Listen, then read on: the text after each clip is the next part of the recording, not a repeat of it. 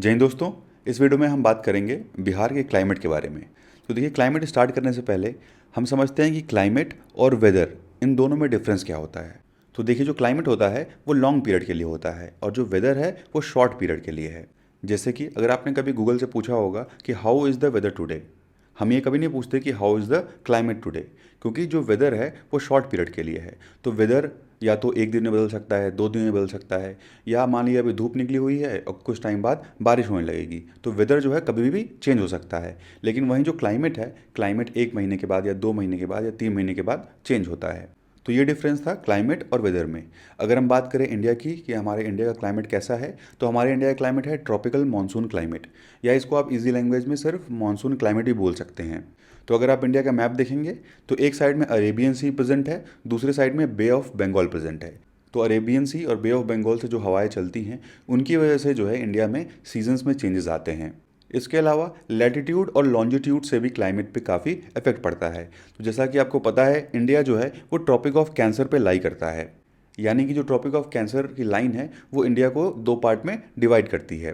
तो यहाँ पे इस इमेज में देखिए, ये है ट्रॉपिक ऑफ कैंसर, इसी के नीचे प्रेजेंट है इक्वेटर और इसके नीचे है ट्रॉपिक ऑफ कैप्रिकॉन। तो अगर हम इक्वेटर से नॉर्थ में बढ़ेंगे तो जो ठंडी है वो बढ़ेगी धीरे धीरे, और इक्वेटर से हम जैसे ही साउथ में बढ़ेंगे तो वैसे ही धीरे धीरे ठंडी जो है वो बढ़ने लगेगी। यानी कि हम इक्वेटर से जितना ज़्यादा दूर जाएंगे तो जो ठंडी है वो बढ़ती जाएगी। तो इंडिया जो है ट्रॉपिक ऑफ कैंसर पे यहाँ पे लाई करता है। तो इसके नीचे प्रेजेंट है इक्वेटर। तो देखिए, जो इंडिया का जो साउथ वाला एरिया है वहाँ पे हमें ट्रॉपिकल क्लाइमेट देखने को मिलता है। वहीं जो नॉर्थ वाला एरिया है यहाँ पे सब ट्रॉपिकल क्लाइमेट है।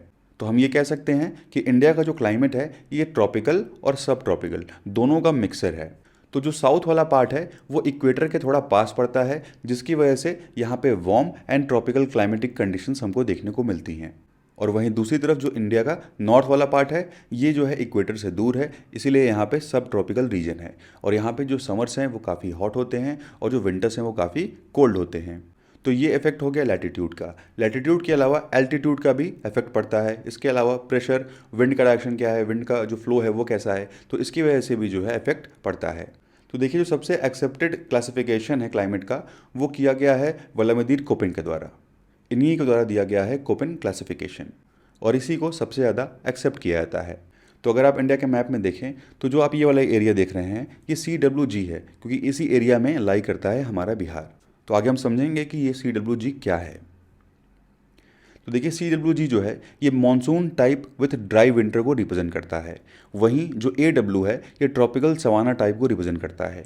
और हमारे बिहार में वैसे तो ज़्यादातर CWG है, लेकिन कुछ कुछ एरियाज़ में AW प्रेजेंट है, यानी कि ट्रॉपिकल सवाना टाइप ऑफ जो क्लाइमेट है वो भी प्रेजेंट है। तो कोपेन ने जो ये क्लासिफिकेशन किया, इनका जो ये क्लासिफिकेशन है ये जो है बेस्ड था रेनफॉल के डाटा पे प्लस टेम्परेचर के डाटा पे। यानी कि इनके द्वारा जो है साल भर का जो रेनफॉल का डाटा है वो कलेक्ट किया गया, प्लस जो साल भर का टेम्परेचर का डाटा है, मंथली डाटा, उसके हिसाब से जो है इन क्लाइमेटिक कंडीशंस को डिवाइड किया गया। तो इनके द्वारा जो है 5 मेजर क्लाइमेट ग्रुप्स जो है वो आइडेंटिफाई किए गए।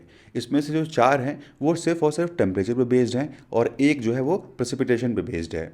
और इन्होंने इंट्रोड्यूस किया कैपिटल लेटर का यूज़ और लोअर केस का यूज़, यानी कि जो क्लाइमेट के ग्रुप्स और टाइप्स होंगे उनको जो है रिप्रेजेंट करने के लिए कैपिटल लेटर और लोअर केस का जो यूज़ है वो इनके द्वारा स्टार्ट किया गया। कैपिटल लेटर जैसे कि A, C, D और E है। A, C, D, E represent करते हैं मॉइस्ट क्लाइमेट को, वहीं जो कैपिटल B है ये ड्राई क्लाइमेट को रिप्रेजेंट करता है।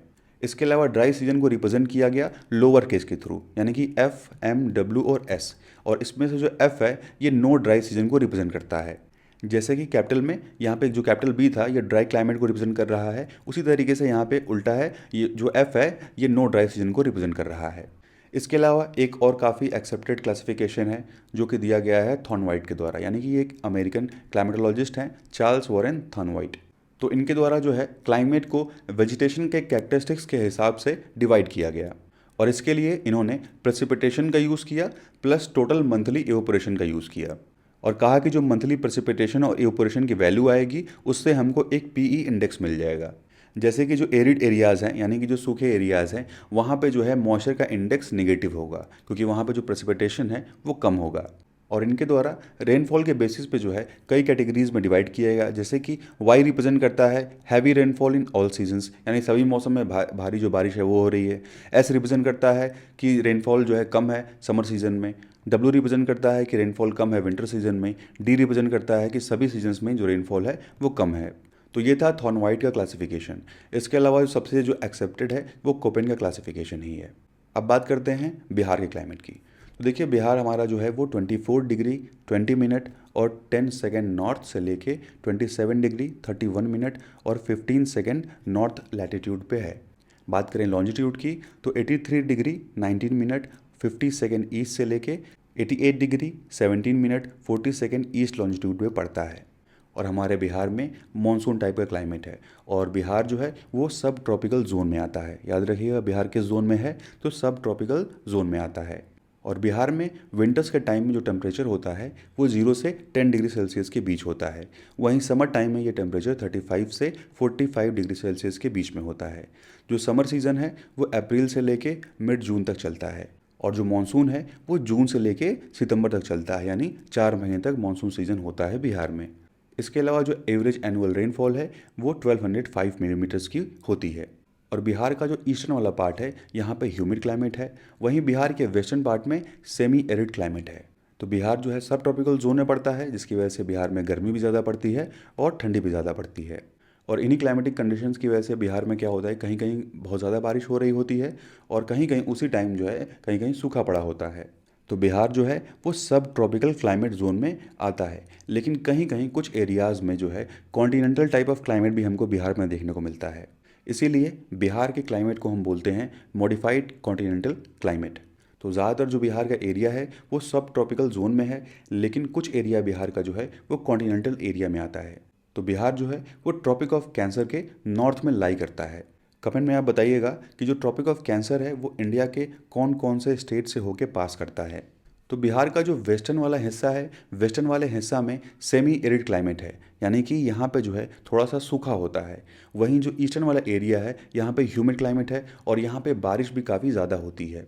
जैसे कि किशनगंज है, किशनगंज जो है वो इसी एरिया में पड़ता है, इसीलिए सबसे ज़्यादा बारिश बिहार में किशनगंज में होती है। और आपको पता है कि बिहार के नॉर्थ में हिमालयाज़ माउंटेन प्रेजेंट है और साउथ में जो है छोटा नागपुर का प्लेट्यू प्रेजेंट है।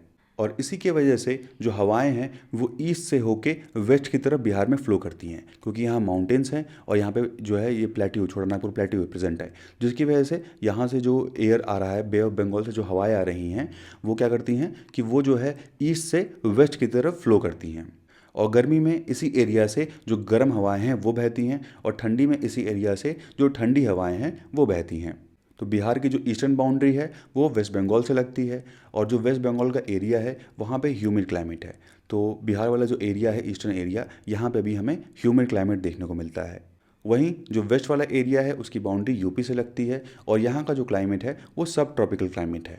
इसके अलावा बे ऑफ बंगाल से जो हवाएं चलती हैं उसका भी इफेक्ट पड़ता है बिहार के क्लाइमेट पे। और ज़्यादातर जो साइक्लोन्स हैं जैसे कि काल बैसाखी साइक्लोन है, तो ये जो है ये बे ऑफ बंगाल वाले एरिया से ही बिहार में आता है। तो बात करते हैं कि कौन कौन से फैक्टर हैं जो बिहार के क्लाइमेट को अफेक्ट करते हैं। तो नॉर्थ में हिमालयाज प्रेजेंट है, इसके अलावा साउथ में प्लेट्यूज प्रेजेंट है और हिल्स प्रेजेंट है। प्लस बे ऑफ बंगाल से नॉर्थ वेस्टर्स विंड्स बहती हैं, जिनको इनको हम नॉर्थ वेस्टर स्टॉर्म भी बोल सकते हैं या काल बैसाखी स्टॉर्म भी बोल सकते हैं। इसके अलावा साउथ वेस्ट मानसून की वजह से होता है और समर में जो स्टॉर्म्स चलते हैं उनकी वजह से भी होता है। इसके अलावा बिहार का क्लाइमेट इफेक्ट होता है बिहार के लोकेशन की वजह से, टोपोग्राफी की वजह से, प्लस हिमालयास की वजह से। तो आइए इन्हीं फैक्टर्स के बारे में बात करते हैं। तो पहला है लैटिट्यूड एंड लॉन्जिट्यूड। तो इसका इफेक्ट पड़ता है बिहार के टेम्परेचर और रेनफॉल के पैटर्न पे। इसके अलावा बिहार की जो टोपोग्राफी आप देखेंगे तो नॉर्थ में हिमालय माउंटेन प्रेजेंट है, साउथ में छोटा नागपुर प्लेट्यू है और बीच में जो है गंगा प्लेन प्रेजेंट है। और इन तीनों का भी जो इफेक्ट है वो पड़ता है। प्लस बे ऑफ बंगाल का इफेक्ट पड़ता है। क्या होता है कि बे ऑफ बंगाल में एक हाई प्रेशर क्रिएट होता है, ठीक है, और हाई प्रेशर क्रिएट होने के बाद जो हवाएं हैं वो हाई प्रेशर से वो लो प्रेशर की तरफ आती हैं। और जब लो प्रेशर की तरफ आती हैं तो आप देखेंगे तो नॉर्थ में हिमालय प्रेजेंट है, वो आके हवा जो है आके हिमालय से टकराती है। इसीलिए जो किशनगंज वाला एरिया है, नॉर्थ वाला जो एरिया है, यहाँ पे बारिश ज़्यादा होती है, क्योंकि बे ऑफ बंगाल से जो हवाएं उठी वो हवाएं आके कहाँ पे टकराएंगी, तो हिमालयाज माउंटेन से आकर टकराती हैं, जिसकी वजह से इस एरिया में जो है नॉर्दर्न एरिया में, इस एरिया में ज़्यादा बारिश होती है। इसके अलावा बिहार का जो रिवर सिस्टम है जैसे कि गंगा, कोसी, सोन, इन सब का भी जो इफेक्ट है वो क्लाइमेट पे पड़ता है। प्लस ह्यूमंस की वजह से भी इफेक्ट पड़ता है, जैसे कि डिफॉरेस्टेशन हो गया या जो इंडस्ट्रीज़ हैं वो दिन प्रतिदिन जो है बढ़ रही हैं और उसकी वजह से पोल्यूशन हो रहा है और उसकी वजह से ग्लोबल वार्मिंग हो रहा है। और धीरे धीरे जो गांव हैं वो डेवलप कर रहे हैं शहर में, यानी कि अर्बनाइजेशन हो रहा है, जिसकी वजह से वहाँ पे ग्रीन हाउस गैसेस के जो एमिशंस हैं उसमें इंक्रीज़ हो रहा है। तो ये सारे जो फैक्टर्स हैं ये रिस्पॉन्सिबल हैं बिहार में क्लाइमेट चेंज करने के लिए। तो हमने बात की अभी कि बिहार का जो क्लाइमेट है ये मानसून टाइप ऑफ क्लाइमेट है, या इसको आप मॉडिफाइड सब ट्रॉपिकल क्लाइमेट भी बोल सकते हैं। बिहार का जो ईस्टर्न वाला एरिया है ये ह्यूमिड एरिया है, ह्यूमिड क्लाइमेट है। वहीं जो वेस्टर्न वाला एरिया है ये सेमी एरिड क्लाइमेट है। और कोपेन के क्लासिफिकेशन के हिसाब से बिहार को रिप्रेजेंट करते हैं थ्रू CWA। इसमें जो सी है ये ह्यूमिड सब ट्रॉपिकल क्लाइमेट को रिप्रेजेंट करता है। वहीं डब्ल्यू रिप्रेजेंट करता है ड्राई विंटर्स को, और ए रिप्रेजेंट करता है हॉट समर को। तो याद रखिएगा CWA जो है ये कोपेन के क्लासिफिकेशन के हिसाब से है, ठीक है। इसमें से सी ह्यूमिड सब ट्रॉपिकल क्लाइमेट है, डब्ल्यू ड्राई विंटर्स को रिप्रेजेंट कर रहा है, और ए जो है ये हॉट समर को रिप्रेजेंट कर रहा है। और मई और जून के महीने में बिहार में नॉर्थ वेस्टर्न स्टॉर्म्स आते हैं, जिसकी वजह से बिहार का जो ईस्टर्न वाला एरिया है यहाँ पे काफ़ी ज़्यादा बारिश होती है, और इन्हीं स्टॉर्म्स को हम बोलते हैं काल बैसाखी स्टॉर्म। और बिहार में जो मानसून की शुरुआत है ये जून के मिड से स्टार्ट हो जाती है। इसके अलावा दिसंबर और जनवरी के महीने में भी कुछ स्टॉर्म्स की वजह से बिहार में बारिश होती है। बिहार में जो एवरेज रेनफॉल है वो 125 सेंटीमीटर है, और जो हाईएस्ट रेनफॉल है वो 160 से 200 सेंटीमीटर है। और सबसे ज़्यादा जो बारिश है बिहार में वो नॉर्थ ईस्टर्न एरिया में होती है, खासकर किशनगंज में। बिहार का जो सबसे हॉटेस्ट डिस्ट्रिक्ट है वो गया है, और सबसे कोल्डेस्ट डिस्ट्रिक्ट भी गया है। और यहाँ पर जो टेम्परेचर है ये 7.5 से 10.5 तक ठंडी में जो है गिर जाता है। तो इस मैप में देखिए, इस मैप में आप जितना ग्रीन वाला जो एरिया देख रहे हैं ये सभी एरिया जो है CWA के अंतर्गत आएगा। और वहीं जो ये येलो वाला एरिया है, जैसे कि इसमें जमुई है, जमुई के अलावा देखिए कुछ हिस्सा नवादा का भी आता है, शेखपुरा का कुछ एरिया है, लखीसराय है, मुंगेर हो गया, बांका, भागलपुर, खगड़िया और बेगूसराय हो गया, ठीक है। तो ये सारे जो एरियाज़ हैं इनको रिप्रेजेंट करते हैं थ्रू AW, लेकिन मैक्सिमम एरिया जो है वो CWA है। तो ये जो AW है ये क्या रिप्रेजेंट कर रहा है, तो ये रिप्रेजेंट कर रहा है tropical savanna climate, tropical savanna climate, ठीक है। ट्रॉपिकल सवाना क्लाइमेट रिप्रेजेंट कर रहा है AW। अब बात करते हैं बिहार के क्लाइमेटिक रीजन्स के बारे में। तो 4 मेजर कैटेगरीज में डिवाइड किया गया है। पहला है सेमी एरिड क्लाइमेट, ड्राई सब ट्रॉपिकल ह्यूमिड क्लाइमेट, मॉइस्ट सब ट्रॉपिकल ह्यूमिड क्लाइमेट और tropical humid and dry climate. तो इन चारों को हम डिटेल में डिस्कस करेंगे। तो स्टार्ट करते हैं सेमी एरिड क्लाइमेट से। तो देखिए ये जो है साउथ वेस्टर्न वाला पार्ट कवर करता है, जैसे कि कैमूर, रोहतास, औरंगाबाद, गया और नवादा, यानी कि झारखंड और यूपी के आसपास के जो डिस्ट्रिक्ट्स हैं यहाँ पे सेमी एरिड क्लाइमेट होता है। समर में यहाँ पे टेम्परेचर 30 से 45 डिग्री सेल्सियस होता है। वहीं विंटर्स में 8 से लेके 15 डिग्री सेल्सियस होता है। और रेनफॉल जो है यहाँ पे कम होती है, 800 से 1000 मिलीमीटर होती है एनुअली। और ये रेनफॉल जो है काफ़ी इरेगुलर होती है। तो इसी इरेगुलर रेनफॉल्स की वजह से क्या होता है कि यहाँ पे जो है सूखे की कंडीशन हो जाती है। प्लस यहाँ पे जो इवेपोरेशन रेट है वो काफ़ी हाई है, और जो क्रॉप्स हैं उनके लिए जो पानी है वो काफ़ी कम बचता है। तो यहाँ पे कुछ ही क्रॉप्स जो है उगाए जा सकते हैं, जैसे कि जो मिलेट्स और पल्सेस हैं, जिनको ज़्यादा पानी की आवश्यकता नहीं होती है। और वहीं बिहार के नॉर्दर्न एरियाज़ में यहाँ पे जो बारिश है वो लगभग 1400 मिलीमीटर के आसपास होती है। और बिहार के नॉर्दर्न एरिया में सबसे ज़्यादा जो रेनफॉल है ये जुलाई में होती है। और यहाँ पर जो समर पीरियड है वो काफ़ी छोटा होता है, और जो विंटर्स हैं वो काफ़ी लंबे होते हैं। और बिहार में जो सबसे ज़्यादा बारिश है वो बिहार के नॉर्थ ईस्टर्न एरिया में होती है। याद रखिएगा, बिहार के नॉर्थ ईस्टर्न एरिया में सबसे ज़्यादा बारिश होती है, खासकर किशनगंज में। अब बात करते हैं ड्राई सब ह्यूमिड क्लाइमेट के बारे में। इसका जो लोकेशन है वो पटना, नालंदा, भोजपुर, बक्सर और जहानाबाद का एरिया ये कवर करता है, यानी कि बिहार का सेंट्रल और वेस्टर्न एरिया ये कवर करता है। और यहाँ पर समर में टेम्परेचर जो है 28 से 43 डिग्री सेल्सियस के बीच होता है। वहीं विंटर्स में 10 से 16 डिग्री सेल्सियस के बीच होता है। रेनफॉल मॉडरेट होती है, न ज़्यादा है न कम है, ठीक है, लगभग 1000 से 1200 मिलीमीटर होती है। और यहाँ पे जो सॉइल में मॉइस्चर है वो मॉडरेट है, और यहाँ पे राइस, व्हीट, पल्सेस और ऑयल सीड जैसे जो क्रॉप्स हैं वो ग्रो किए जाते हैं। इसके बाद है मॉइस्ट सब ह्यूमिड रीजन। तो ये एरिया जो है ये बिहार का नॉर्दर्न प्लेन वाला एरिया कवर करता है। इसमें सीतामढ़ी, मधुबनी, दरभंगा, समस्तीपुर, मुजफ्फरपुर और वैशाली वाले एरिया जो हैं वो आ जाते हैं। यहाँ पे समर में टेम्परेचर 25 से 38 होता है, विंटर्स में 10 से 15 डिग्री सेल्सियस होता है। रेनफॉल जो है यहाँ काफ़ी ज़्यादा होती है, 1200 से 1600 मिलीमीटर तक होती है। और ये जो एरिया है ये काफ़ी फ्लड प्रोन एरिया है। और यहाँ पर जो वाटर है वो काफ़ी ज़्यादा अवेलेबल रहता है, इसीलिए यहाँ पे डबल क्रॉपिंग जो पैटर्न है उसका यूज़ किया जाता है। और यहाँ पर पैडी, मेज़, शुगर केन और जूट जैसे जो क्रॉप्स हैं वो ग्रो किए जाते हैं। बात करते हैं ह्यूमिड सब ट्रॉपिकल क्लाइमेट के बारे में, तो इसको हम तराई टाइप ऑफ क्लाइमेट ही बोलते हैं। और ये कवर करता है नॉर्दर्न मोस्ट एरिया, खासकर जो नेपाल के बॉर्डर वाले एरियाज़ हैं जैसे कि किशनगंज और पूर्णिया, अररिया, कटिहार, सुपौल, ये सभी जो तराई बेल्ट वाले एरियाज़ हैं, तो ये एरिया जो हैं ये ह्यूमिड सब ट्रॉपिकल क्लाइमेट के एरिया में आते हैं। यहाँ पे समर में टेम्परेचर 25 से 35 डिग्री सेल्सियस होता है, विंटर में 12 से लेके 20 डिग्री सेल्सियस होता है। और रेनफॉल यहाँ पे सबसे ज़्यादा होती है, 1600 से 2000 मिलीमीटर तक की जो रेनफॉल है वो होती है। और ये एरिया पूरे साल जो है ह्यूमिड रहता है। तो बारिश ज़्यादा होने की वजह से यहाँ पे काफ़ी ग्रीनरी होती है और जो वेजिटेशन है वो काफ़ी डेंस है। और हाई रेनफॉल की वजह से यहाँ पे राइस, टी, जूट और बनाना जैसे जो क्रॉप्स हैं वो ग्रो किए जाते हैं। प्लस ये एरिया जो है वो यहाँ पे काफ़ी जो बाढ़ है वो आती है। अब बात करते हैं बिहार के सीजन्स के बारे में। तो देखिए बिहार में जो रेनी सीज़न है ये मिड जून से स्टार्ट होता है और लगभग मिड अक्टूबर तक चलता है। यानी कि हम जो बोलते हैं कि मानसून आ गया, तो मानसून बिहार में कब इंटर करता है, तो मिड जून में बिहार में इंटर करता है। और बिहार में जो ईस्टर्न वाला एरिया है, क्योंकि बिहार में ईस्टर्न साइड से ही जो मानसून है वो इंटर करता है, तो सबसे पहले ईस्ट वाले एरिया में इंटर करेगा। तो 8 जून के आसपास जो है बिहार में जो मानसून है वो इंटर करता है और उसके बाद 15 जून तक बिहार के वेस्टर्न वाले एरिया में पहुंचता है।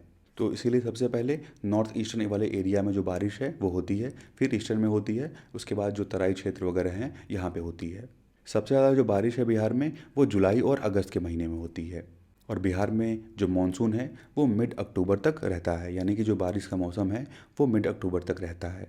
और इसीलिए मिड जून से मिड अक्टूबर के बीच के पीरियड को हम रेनी सीजन बोल सकते हैं या period of south west monsoon बोल सकते हैं।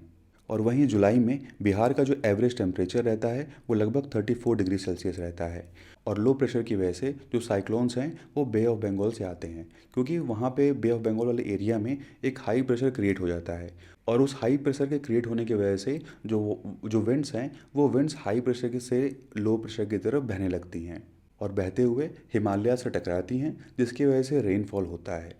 और बिहार के जो प्लेन वाले एरियाज़ हैं यहाँ पे सितंबर और अक्टूबर के महीने में जो एवरेज टेम्परेचर होता है वो लगभग 30 डिग्री सेल्सियस होता है। अगर हम बात करें रेनफॉल पैटर्न की, तो जैसे ही आप ईस्ट से वेस्ट की तरफ बिहार में बढ़ेंगे, ठीक है, यहाँ से ईस्ट से वेस्ट की तरफ बढ़ेंगे, वैसे ही जो रेनफॉल होगी वो डिक्रीज़ करने लगेगी। और बिहार में 90% रेनफॉल के लिए रिस्पॉन्सिबल है साउथ वेस्ट मानसून। ठीक है, याद रखिएगा बिहार में 90% ऑफ रेनफॉल जो किसकी वजह से हो रही है, तो साउथ वेस्टर्न मानसून की वजह से हो रही है। और 15 अक्टूबर के बाद जो साउथ वेस्टर्न मानसून है अब वो बिहार से जाने लगता है और इसी को हम बोलते हैं विड्रॉन ऑफ मानसून। और रेनी सीजन में टेम्परेचर जो है वो 40 डिग्री सेल्सियस से कम रहता है, लेकिन जो ह्यूमिडिटी है वो इंक्रीज़ कर जाती है। तो मिड जून से लेके जुलाई के पहले हफ्ते तक जो सन होता है वो ट्रॉपिक ऑफ कैंसर के काफ़ी नज़दीक होता है और उसकी वजह से आसमान काफ़ी साफ़ होता है और बारिश के चांसेस काफ़ी कम रहते हैं और इसीलिए उस टाइम जो टेम्परेचर है वो राइज़ कर जाता है। तो 2021-22 में हाईएस्ट रेनफॉल रिकॉर्ड किया गया था लगभग 2248 मिलीमीटर का वेस्टर्न चंपारण में। इसके बाद किशनगंज में 2224 मिलीमीटर का और ईस्ट चंपारण में 1905 मिलीमीटर का। और सबसे कम रेनफॉल रिकॉर्ड किया गया था अरवल में 850 मिलीमीटर का। और 2021-22 में बिहार के 38 ज़िलों में से 17 ज़िलों में जो एवरेज रेनफॉल थी वो इंक्रीज़ कर गई थी लगभग 1414 मिलीमीटर। और 2022-23 में साउथ वेस्टर्न मानसून की वजह से क्या हुआ कि किशनगंज में सबसे ज़्यादा बारिश हुई और यहाँ पे लगभग 1675 मिलीमीटर की जो बारिश है वो रिकॉर्ड की गई थी।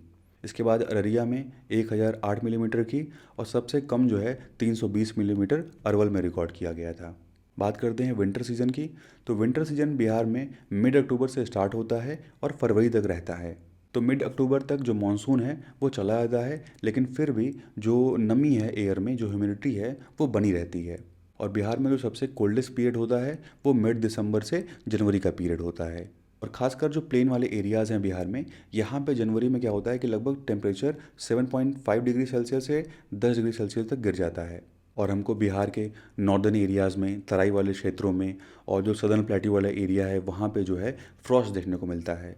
और नवंबर से मिड फरवरी के बीच में बे ऑफ बंगाल वाले एरिया में काफ़ी वेदर कंडीशंस में चेंजेस होते हैं, यानी कि काफ़ी वहाँ पे स्टॉर्म आते हैं, जिसकी वजह से बिहार में बारिश होती है, जिसको हम विंटर रेन बोलते हैं। और विंटर्स में बिहार में जो एवरेज टेम्परेचर होता है वो लगभग 16 डिग्री सेल्सियस होता है, और वहीं जो मिनिमम टेम्परेचर होता है वो जनवरी में लगभग 4 से 10 डिग्री सेल्सियस तक पहुंच जाता है। बात करते हैं अब साउथ वेस्ट मानसून की। तो बिहार में जो ये रेनफॉल है ये साउथ वेस्ट मानसून की वजह से होती है। रेनी सीजन बिहार में जून से स्टार्ट होता है और सितंबर तक रहता है। तो 8 जून को लगभग मानसून जो है वो बिहार में इंटर करता है ईस्टर्न एरिया से, और लगभग 15 जून तक वो फैल जाता है वेस्टर्न एरिया तक। और मैंने आपको बताया अभी कि बे ऑफ बंगाल वाले एरिया में एक हाई प्रेशर क्रिएट होता है, जिसकी वजह से बिहार में बारिश होती है। यानी कि जो ये हवाएं उठ रही हैं बे ऑफ बंगाल से, ये टकरा रही हैं नॉर्थ में हिमालयन माउंटेन से, और इसकी वजह से जो है काफ़ी रेनफॉल होती है, और सबसे ज़्यादा रेनफॉल किशनगंज वाले एरिया में होती है।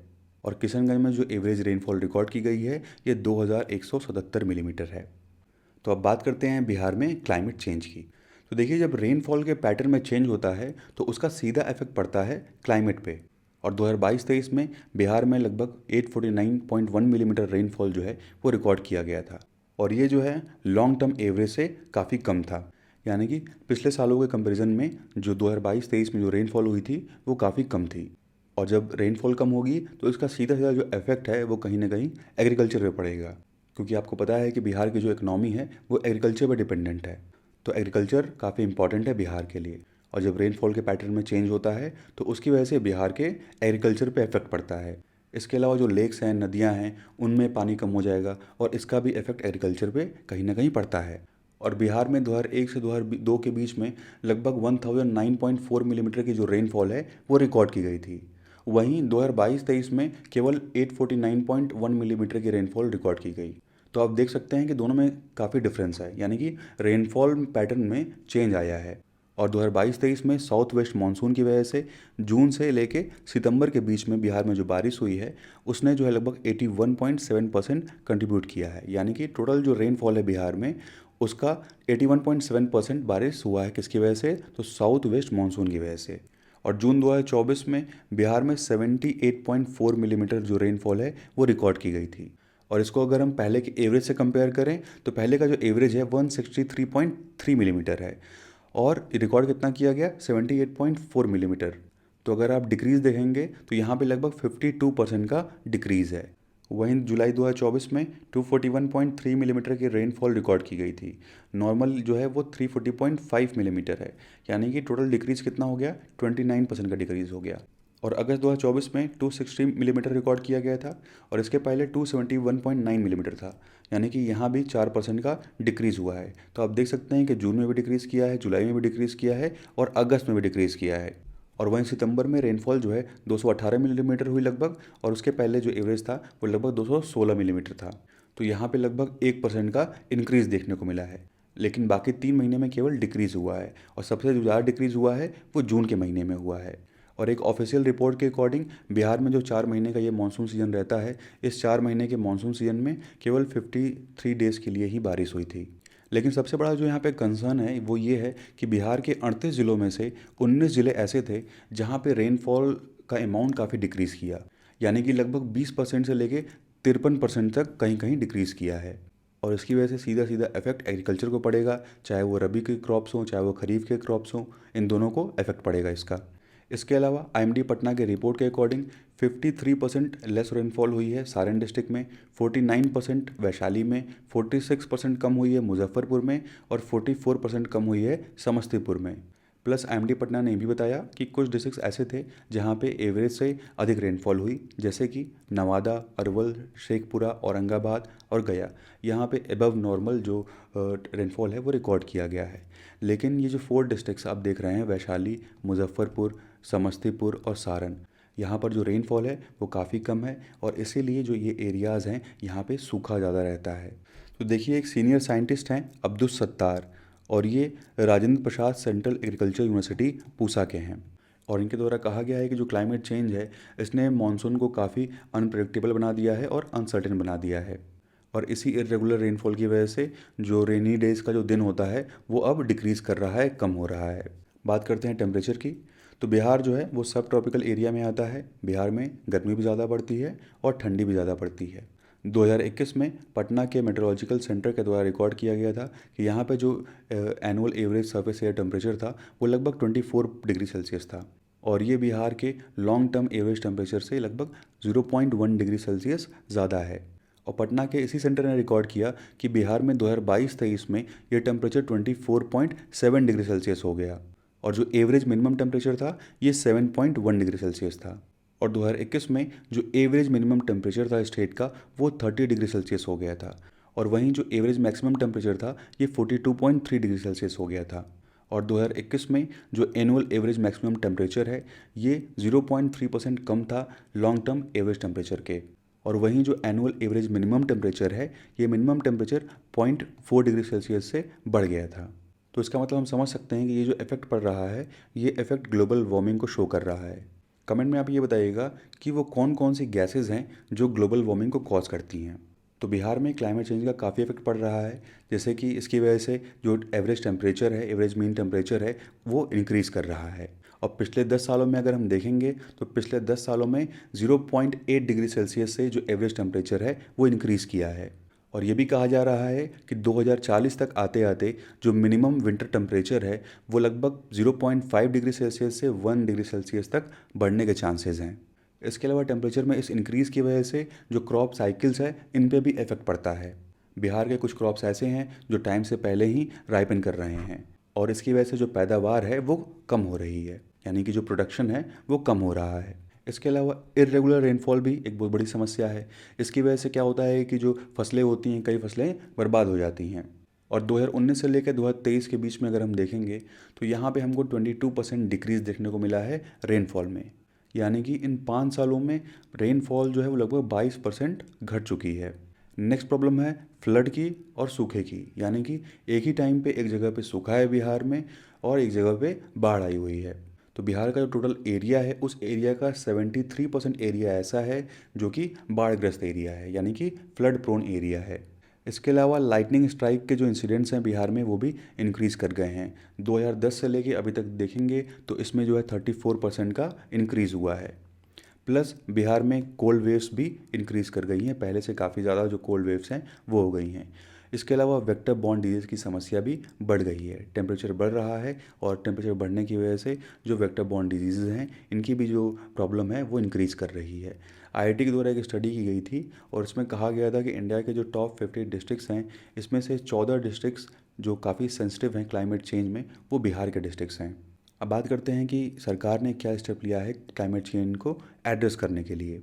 तो देखिए गवर्नमेंट जो है वो एक क्लाइमेट चेंज एक्शन प्लान पे काम कर रही है। इसके अलावा गवर्नमेंट के द्वारा जल जीवन हरियाली मिशन जैसे मिशंस लॉन्च किए गए हैं, और वाटर क्लाइमेट रेजिलेंट एग्रीकल्चर को प्रमोट किया जा रहा है, इको टूरिज़्म को डेवलप किया जा रहा है, प्लस रेन्यूएबल एनर्जी पे जो है बिहार गवर्नमेंट काफ़ी फोकस कर रही है।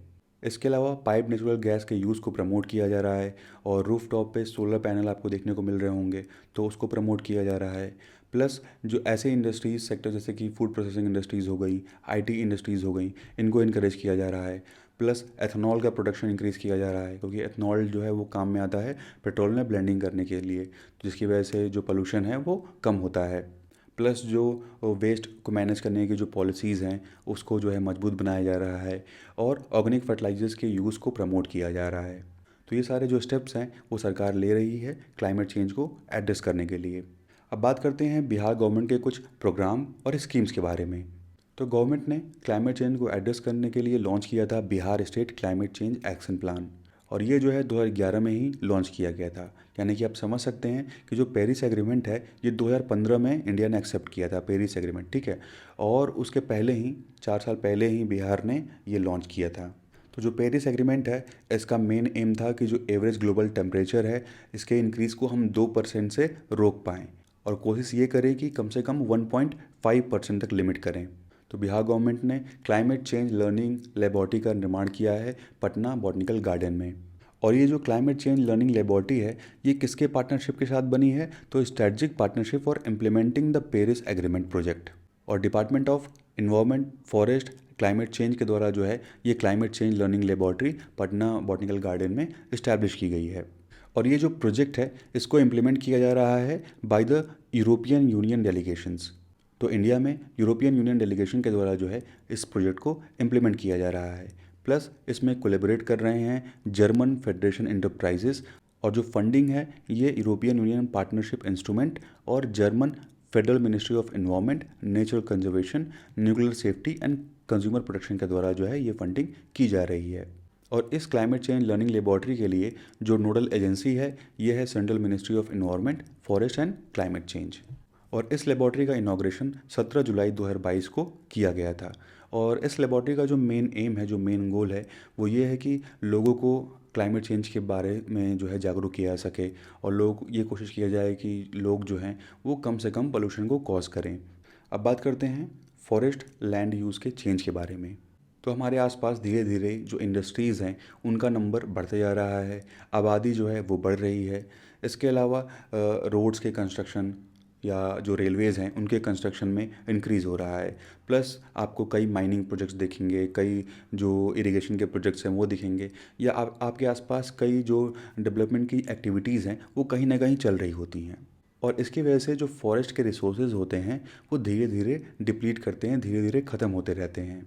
2022-23 में लगभग 87 प्रोजेक्ट्स जो हैं वो स्टार्ट किए गए थे फॉरेस्ट वाले एरियाज़ में, और इसकी वजह से लगभग 486 हेक्टेयर ऑफ जो फॉरेस्ट लैंड है उसको किसी और पर्पज़ के लिए यूज़ कर लिया गया।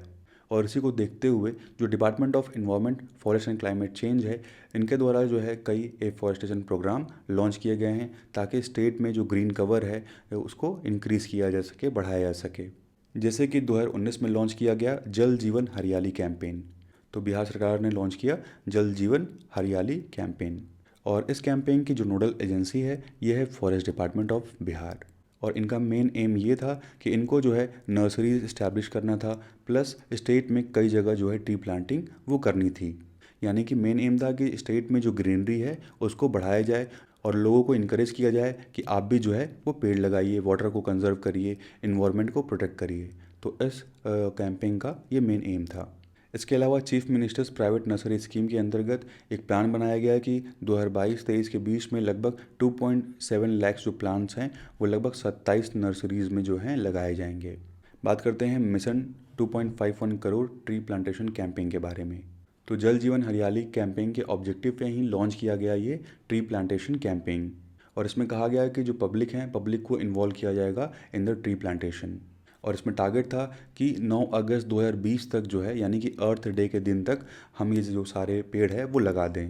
और इस टारगेट को अचीव करने के लिए फॉरेस्ट डिपार्टमेंट के द्वारा कोलेबोरेशन किया गया with the rural work department, livelihood groups और कई एनजीओज और सोशल क्लब्स के साथ। तो इस मिशन का एम था कि लगभग 125 लाख जो सैपलिंग्स हैं वो प्लांट करने हैं, लेकिन इसके तहत लगभग 190.7 लाख सैपलिंग्स प्लांट किए गए। नेक्स्ट है एग्रो फॉरेस्ट्री स्कीम, और इस स्कीम के तहत कई प्लांट्स को लगाने का लक्ष्य था, जैसे कि टीक, महोगनी, सीमल, गहमर, कदम्बा और यूकलिप्टस।